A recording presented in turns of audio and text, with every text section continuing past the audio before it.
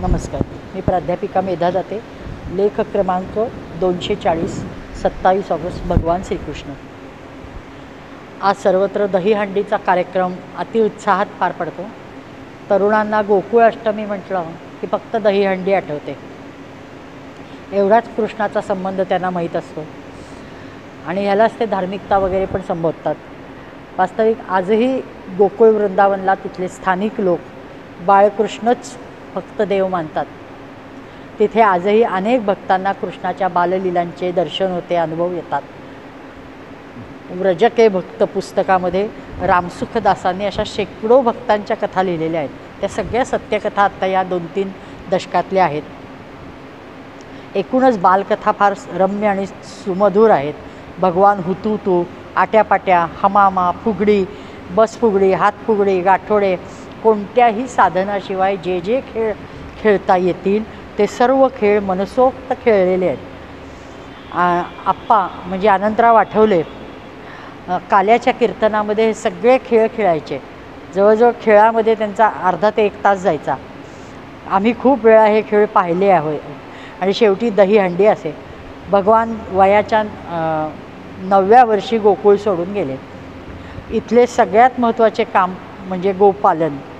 4-5 वर्षाचे असतानापासून ते गायी चरण्यासाठी वनात जात होते.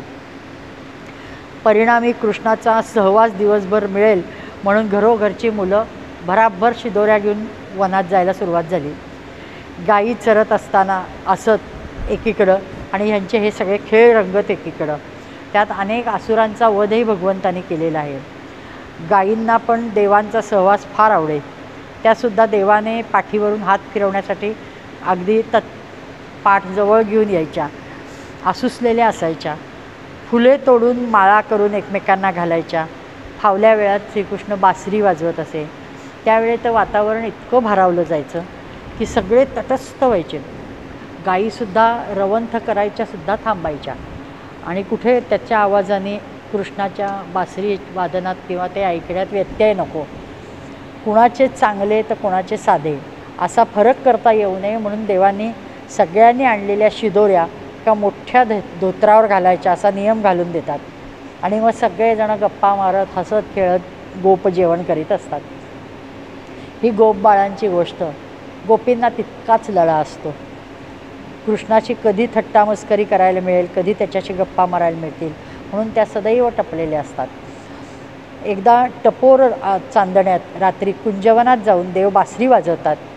आपण कृष्णकथामृतात फार सुरेख वर्णन केलं आहे. निजसदनी गोपी त्या समयी निमग्न होत्या आपुल्या कार्यी.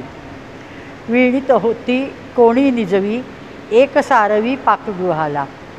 दुजी शांतवी मनसासूचे कुणी पायचे पीतपतीचे.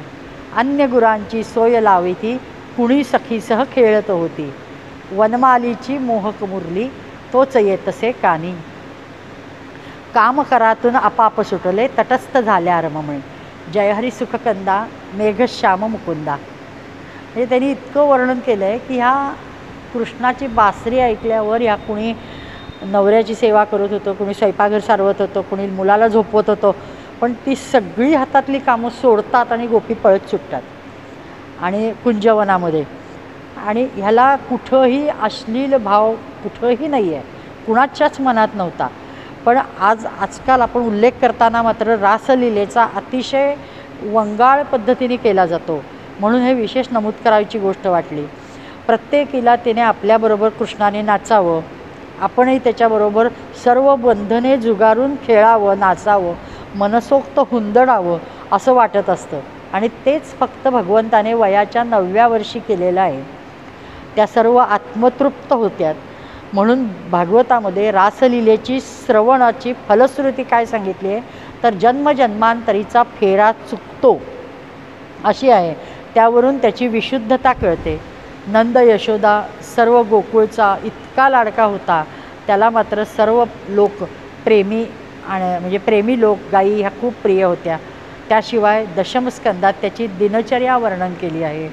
म्हणजे मला विशेष सांगायची गोष्ट की ब्राह्ममुहूर्तावर देव उठायचे, थोडा वेळ ध्यान करायचे, मग प्रातर्विधी आटपायचे, गायत्री मंत्र जपायचे, मौनात बसायचे, मग अग्निहोत्र करायचे, सूर्याला अर्घ्य द्यायचे, मग वत्स सहस्त्र 1.25 गायी दान द्यायचे आणि स्वतः भगवंताचा मेकअप केलेलं सांगितलं की तासनतास देव स्वतःला नटवायचे आणि मग सगळ्यात प्रथम वैजयंती माला घालायचे, कौस्तुभ मणी घालायचे आणि नित्य नूतन वेगवेगळे अलंकार परिधान करायचे.